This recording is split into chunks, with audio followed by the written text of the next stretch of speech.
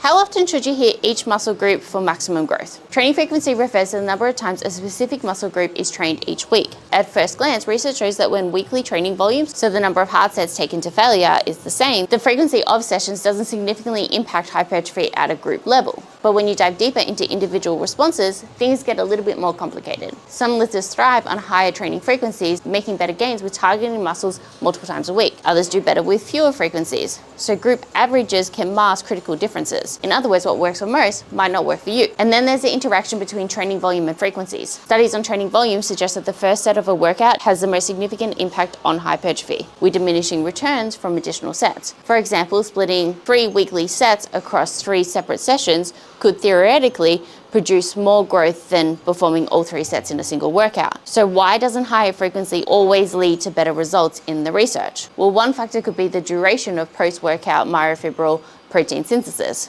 which I think is short for myobs, which is essential for muscle growth. While myobs can stay elevated for up to 72 hours post-workout, it's likely only that 24 hours that are actually associated with hypertrophy. The rest of the elevation appears to be related to muscle repair. If that's the case, training a muscle daily could be optimal, assuming muscle damage is kept to a minimum. But when a muscle isn't fully recovered from a previous workout, the inflammatory process can interfere with anabolic signaling, limiting your growth. This explains why higher training frequencies, despite their theoretical advantages, don't always translate to better results. Lifters who are more prone to muscle damage might see better results from lower frequencies, while those who recover quickly could benefit from more frequent training sessions. So where does that leave us? Well, if you're training a muscle group fewer than 8 to 10 sets per week, frequency likely won't make a difference. But when you're pushing past 10 sets, spreading them out across multiple sessions is probably a good idea. Even then, individual variation plays a huge role. In some studies, participants training one leg with high frequencies and the other with low frequency showed completely